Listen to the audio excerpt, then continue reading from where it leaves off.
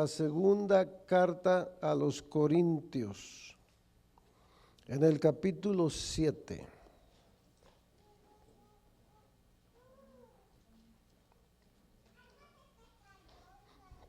Solo vamos a leer el verso 1. Segunda carta de San Pablo a los Corintios, capítulo 7 y verso 1.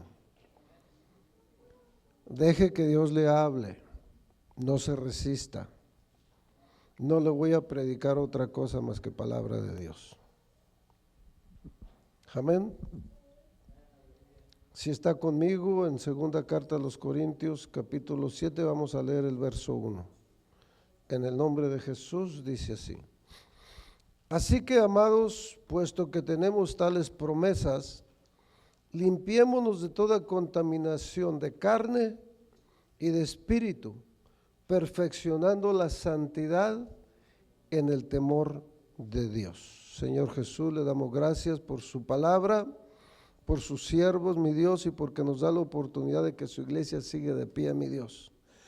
Le damos gracias por esta congregación que sigue de pie, mi Dios, y por su presencia que sigue siendo la misma, mi Dios, desde el principio. Gracias, mi Dios, porque nos ha bendecido y le pedimos que siga con nosotros y que nos permita gozarnos en esta enseñanza. Ayúdanos, mi Dios, a abrir nuestra mente y corazón a su palabra para que usted, mi Dios, deposite en nosotros su consejo. Oh, gloria a Dios. En el nombre de Jesús, así sea. Amén. Gloria a Dios. Tomen su lugar, hermanos, dándole gracias a Dios. Aleluya. Bueno, ya leímos el texto, hermanos. Quiero ponerle como título solamente así: perfeccionando la santidad. Ya llevo 3 predicaciones con esta, queriendo seguir, hermanos, el mismo rumbo de una con la otra. ¿Cómo le llamamos a la primera? El compromiso del Evangelio. Amén. ¿Sí se acuerda? Y luego, hablando de la fe, y le puse como título: las serpientes no son el problema. Pero me enfoqué en lo que es la fe. Entonces hablé del compromiso del Evangelio, hermanos. Y luego hablé de la necesidad de la fe.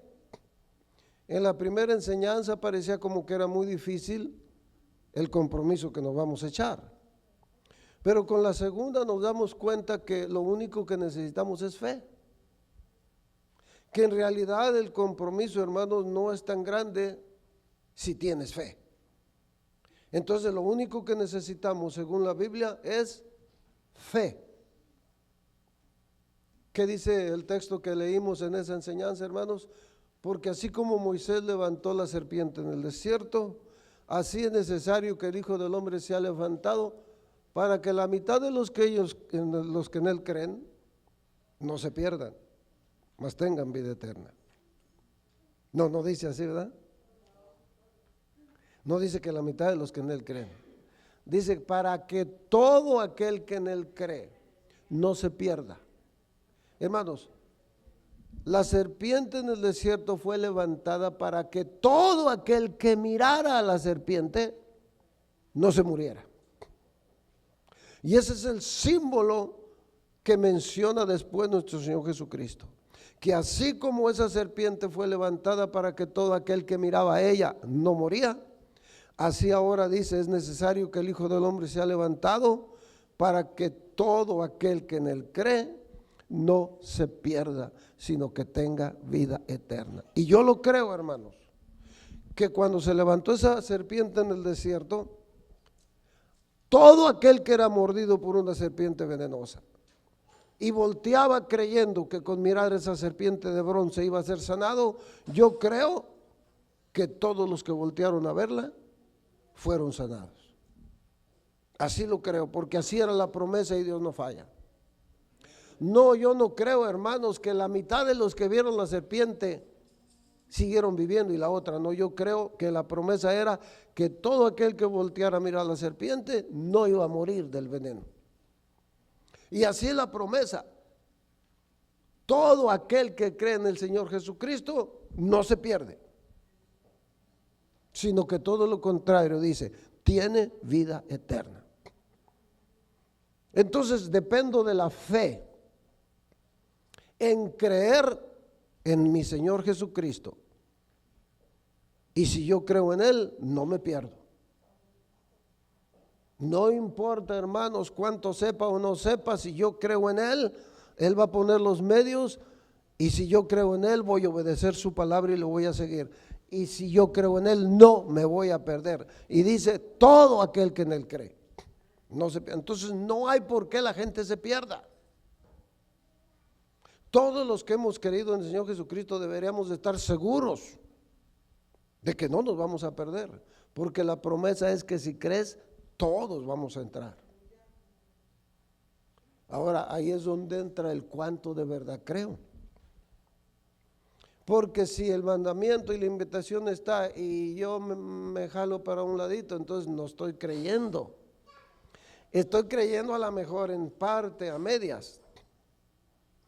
Y ahí es donde mi fe es la que determina si voy a llegar hasta el final o si no voy a llegar.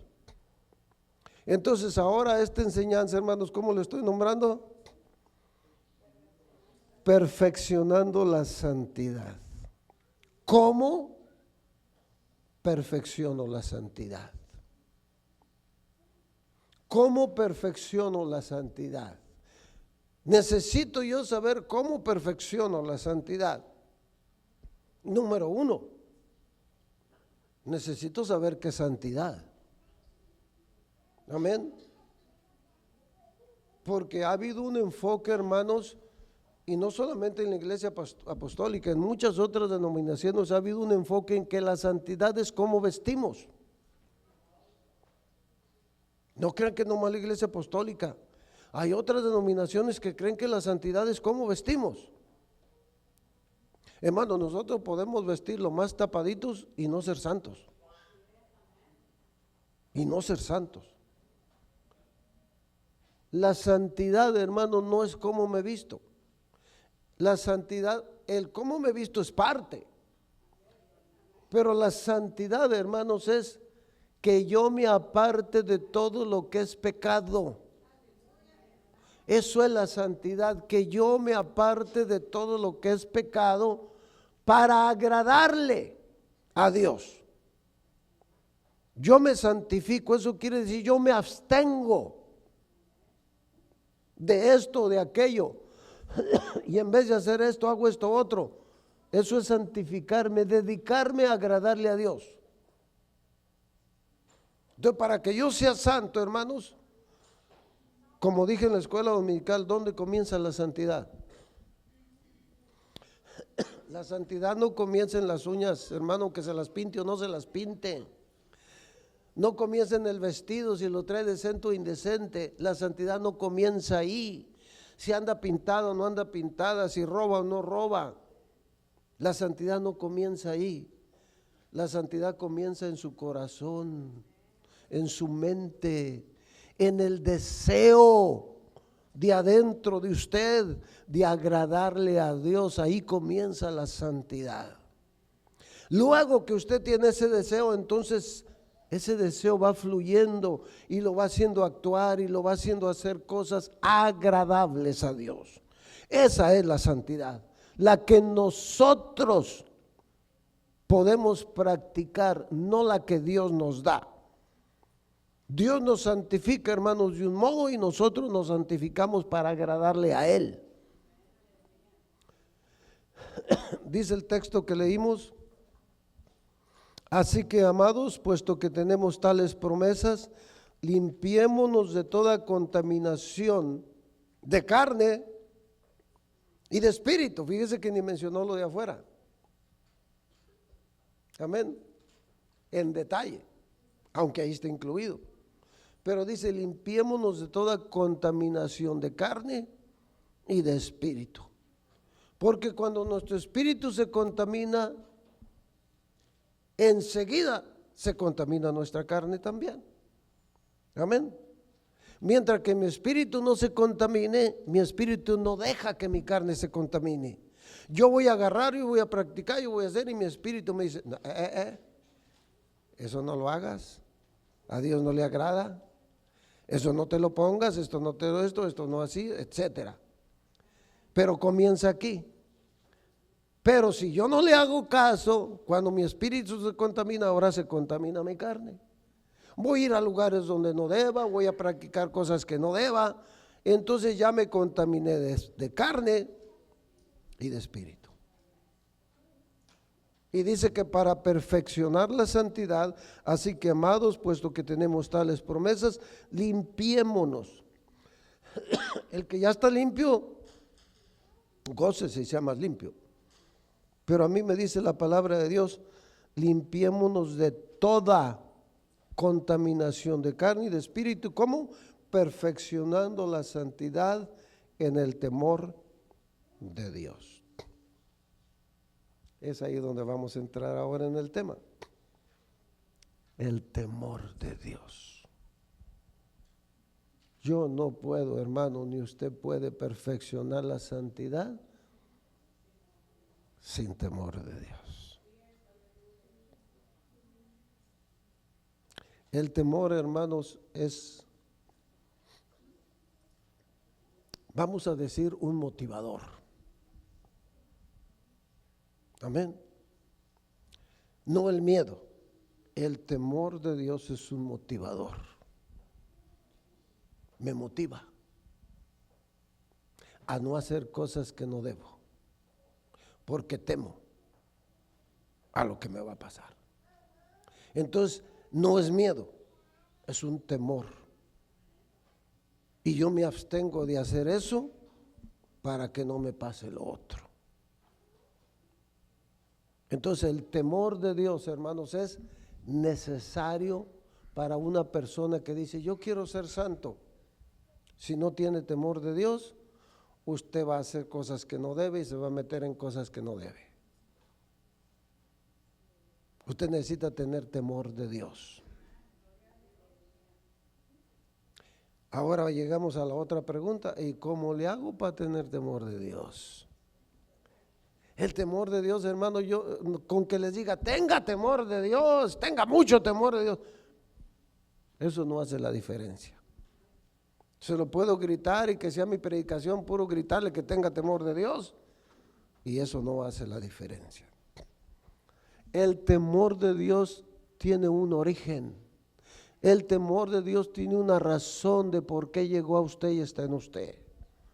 El temor de Dios, hermanos, es temor a Dios. Y el temor a Dios está en que yo conozca a mi Dios. Por eso, hermanos, no debemos nosotros los predicadores predicar a un Dios que solo perdona y que solo da salvación y que solo da bendición. Eso a mí, hermanos, no me va a hacer que le tenga temor. Si yo creo en un Dios que solamente bendice y perdona, ¿cuál va a ser mi temor? Si solamente bendice y perdona. Hermano, yo necesito conocer a ese verdadero Dios, porque si me están predicando un Dios que solamente me va a bendecir y me va a perdonar todo lo que yo haga, nunca voy a tener temor de ese Dios. Y ese no es el Dios Jehová de los ejércitos. Si están predicando a alguien de un Dios así, ese no es Jehová de los ejércitos. Mi Dios es santo y ama la santidad. Mi Dios es justo y ama la justicia. Mi Dios es amor y ama el amor. Mi Dios es misericordia y ama la misericordia. Y mi Dios es muchas cosas que yo necesito conocer y debo de conocer que mi Dios también es fuego consumidor. Yo debo de conocer que ese Dios tan bueno también se enoja. Y de que ese Dios tan bueno también se aira. Y yo no quiero que mi Dios se enoje conmigo. Y yo no quiero que mi Dios se aire conmigo. Y mi Dios, hermanos, desde que se manifestó al ser humano, Él ha querido que usted le conozca como Él es. Él no ha escondido su cara cuando se enoja. Él no ha escondido su disgusto cuando se disgusta. Él lo manifiesta cuando está contento y lo bendice, y lo manifiesta cuando está molesto también. Él quiere que lo conozca tal como Él es. ¿Por qué vamos a predicar a un Dios a medias? Qué bueno, hermanos, predicar del amor y del perdón, qué bueno. Hay que aprovechar ese amor y ese perdón. Pero también predica que ese Dios es un Dios que es fuego consumidor, un Dios que se aira y que se enoja, un Dios que desprecia el pecado, un Dios que ama la verdad en lo íntimo, así me dice su palabra, que Jehová ama la verdad en lo íntimo, que Jehová ama al que obra y hace justicia. Entonces yo debo de creer en ese Dios. Y toda persona, hermanos, que ha creído en ese Dios y le ha conocido, va a tener temor de ese Dios. Va a tener temor de ese Dios. Y cuando nosotros logremos llegar, hermanos, a conocer ese Dios y tener temor de Él, déjeme decirle que vamos a caminar con cuidado. Pero si usted no le ha conocido y yo le estoy pidiendo que sea santo, va a ser muy difícil que usted sea santo. Necesita conocer sus promesas, necesita conocer sus castigos, necesita conocer su amor, necesita conocer su enojo. Paz de Cristo. Y Él quiere que le conozcamos. Mire, lo voy a llevar a Deuteronomio en el tiempo que me queda. Capítulo 5. Guarde esa página donde estamos. Quiero volver ahí si tengo tiempo. Pero lo quiero llevar a Deuteronomio en el capítulo 5.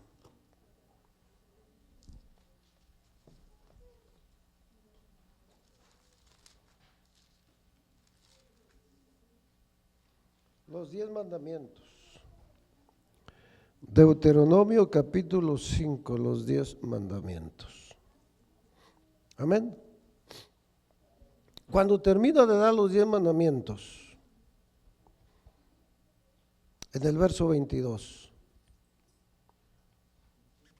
dice la palabra de Dios: estas palabras habló Jehová a toda vuestra congregación en el monte, de en medio del fuego, de la nube y de la oscuridad, a gran voz, y no añadió más. Y las escribió en 2 tablas de piedras, las cuales me dio a mí. Y aconteció que cuando vosotros oíste la voz en medio de las tinieblas, y vistes el monte que ardía en fuego, veniste a mí, todos los príncipes de vuestras tribus y vuestros ancianos, y dijisteis: he aquí Jehová nuestro Dios nos ha mostrado su gloria y su grandeza, y hemos oído su voz en medio del fuego. Hoy hemos visto que Jehová habla al hombre, y éste aún vive. Ahora pues, ¿por qué vamos a morir? Porque este gran fuego nos consumirá. Si oyéremos otra vez la voz de Jehová nuestro Dios, moriremos. Porque ¿qué es el hombre para que oiga la voz del Dios viviente, que habla de en medio del fuego, como nosotros lo oímos, y aún viva?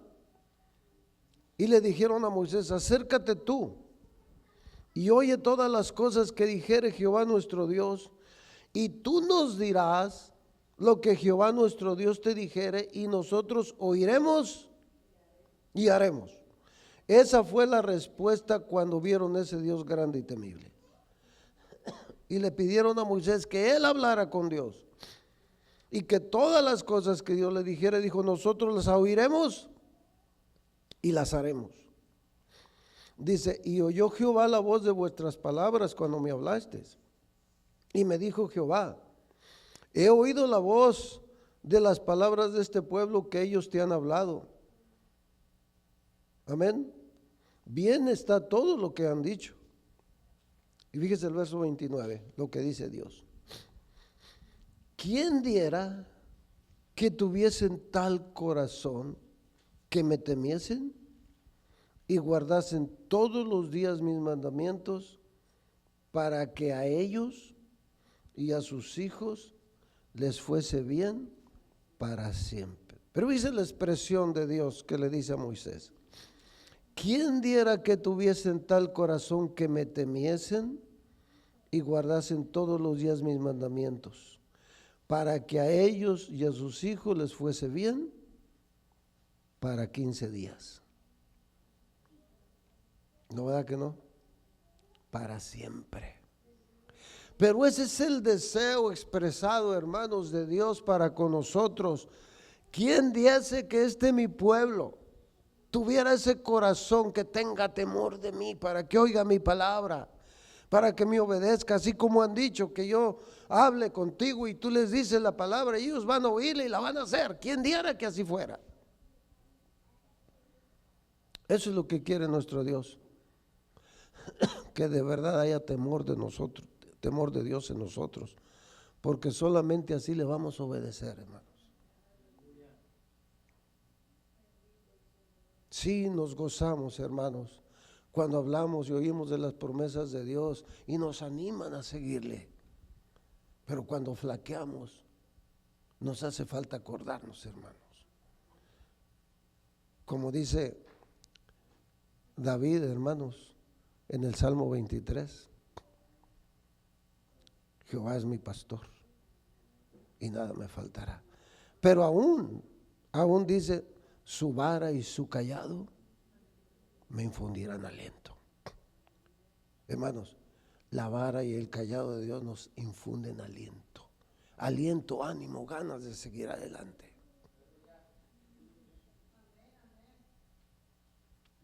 Aleluya. Cuando Salomón termina de escribir el libro de Eclesiastés, lo voy a llevar ahí. Al final, los últimos versos, resume todo lo que dijo en 2 versos.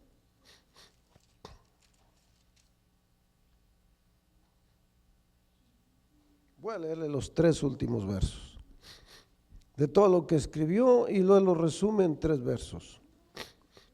Y dice, los últimos 3 versos de Eclesiastés, si está conmigo, vaya conmigo a leerlos. Ahora, hijo mío, a más de esto sea amonestado.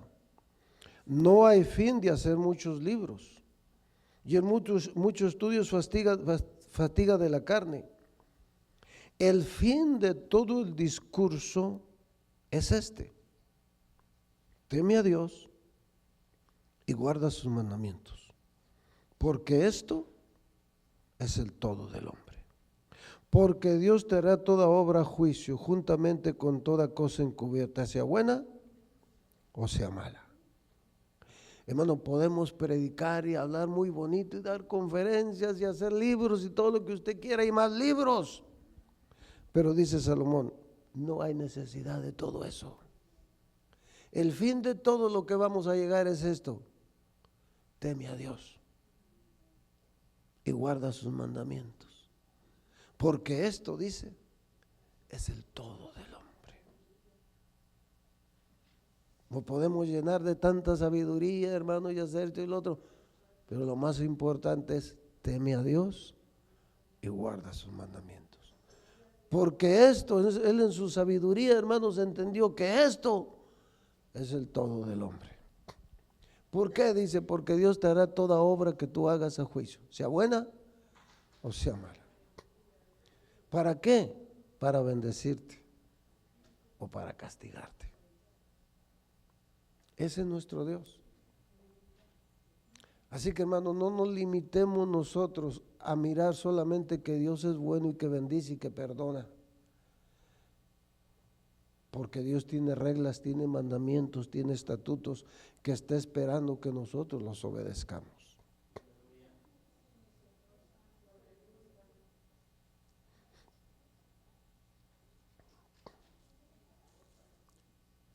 Dele al libro que sigue ahí de Isaías. Voy a ver al capítulo 2 porque mi tiempo se me está acabando.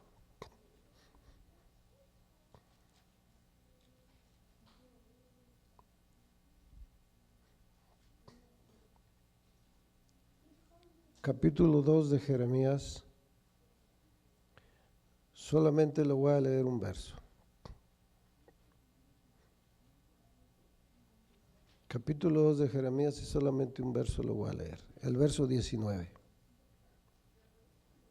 Y ese me lo está diciendo a mí, se lo está diciendo a usted. Dice Dios en el verso 19, tu maldad te castigará y tus rebeldías te condenarán. Sabe pues y ve cuán malo y amargo es el haber dejado tú a Jehová tu Dios y faltar mi temor en ti, dice el Señor Jehová de los ejércitos. Un solo verso, donde me dice, tu maldad te castigará. Paz de Cristo. Sí, al final es Dios el que lo hace, pero ¿por qué lo hace? Por nuestra maldad. Hermanos, ¿qué es lo que nos va a castigar? Nuestra maldad, dice Dios. Y nuestras rebeldías nos van a condenar. Sabe pues y ve cuán malo y amargo es haber dejado tú a Jehová tu Dios y faltar mi temor en ti. Es malo, dice Dios, es malo y amargo dejar a Jehová tu Dios y faltar tu temor de Dios en ti. Es malo, hermanos. En el momento uno puede no sentirlo, pero se va uno deslizando. Y a rato viene la recompensa.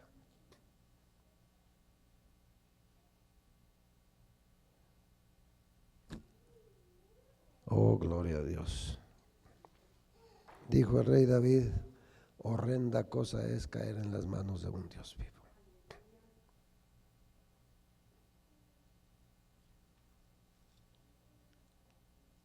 El escritor de Hebreos, usted ha leído ya varias veces el capítulo 4 de Hebreos.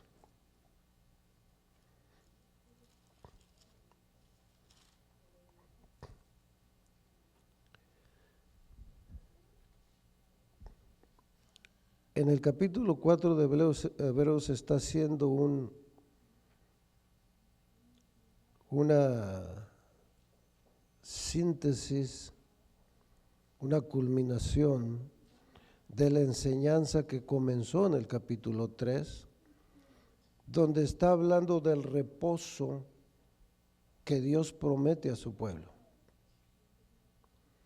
Que en realidad el reposo que le prometía a Israel era un símbolo del reposo que ahora nos promete a nosotros. El reposo que en vez de ser esclavos, iban ahora a vivir libres y a tener abundancia de pan. Iban a reposar. Y les hablaba de un reposo. Pero todo eso era símbolo y figura del reposo que ahora nosotros tenemos en Cristo. Pero luego en esa enseñanza les habla el escritor de Hebreos, o nos habla, de qué pasó a toda esa gente que en el camino del desierto les faltó el temor, les faltó la fe, les faltó la obediencia, y que teniendo la promesa de entrar, no pudieron entrar. El otro día oí una predicación, hermanos, muy fuerte, que a mí se me hizo muy fuerte, porque para mí Moisés es uno de los grandes siervos de Dios, y este predicador estaba hablando de las fallas de Moisés. ¿Y saben qué? Por más que yo quisiera defender a Moisés de lo que este pastor estaba diciendo, es la verdad. Es la verdad. Moisés como ser humano se desesperó, se airó y desobedeció.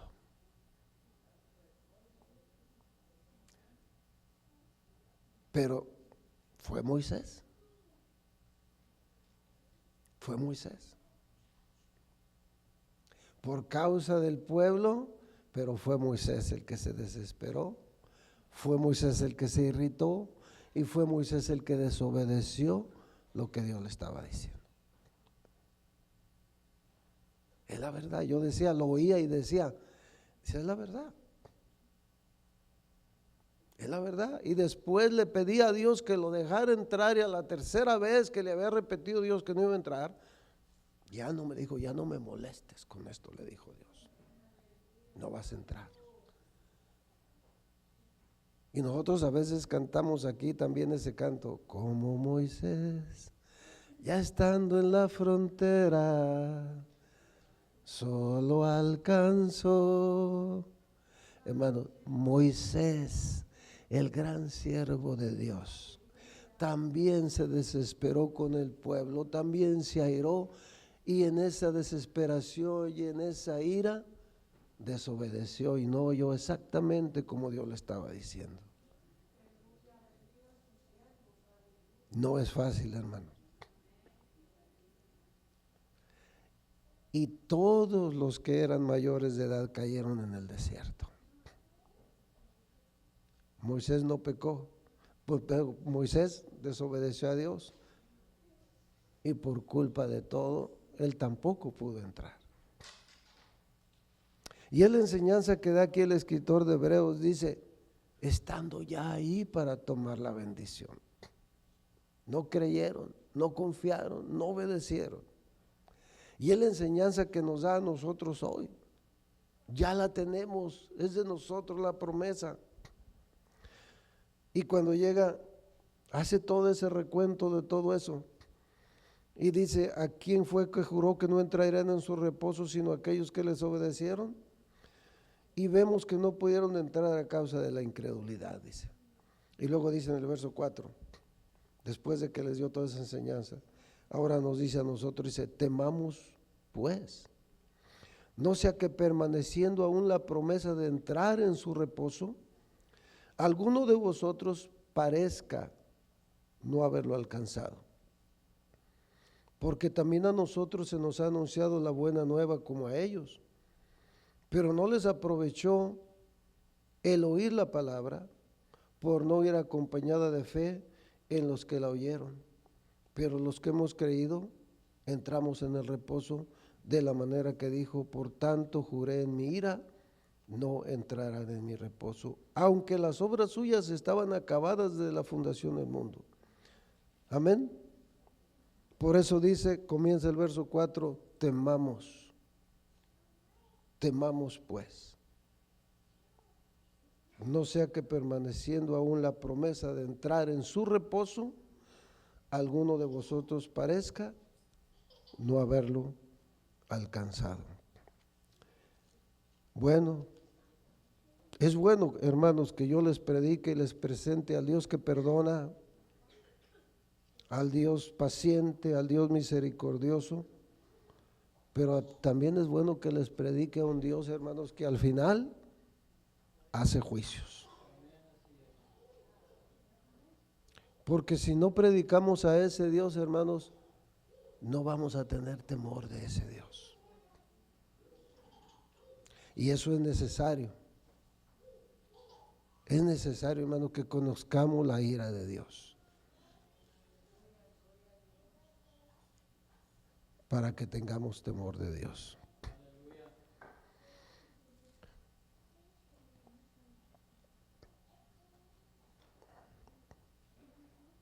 Bueno, yo creo que ya no hay más necesidad de que les explique, porque cuando leí el primer verso de la segunda carta a los Corintios también es el verso donde culmina la enseñanza que estaba dando, igual que este otro, y está hablando de algo muy parecido,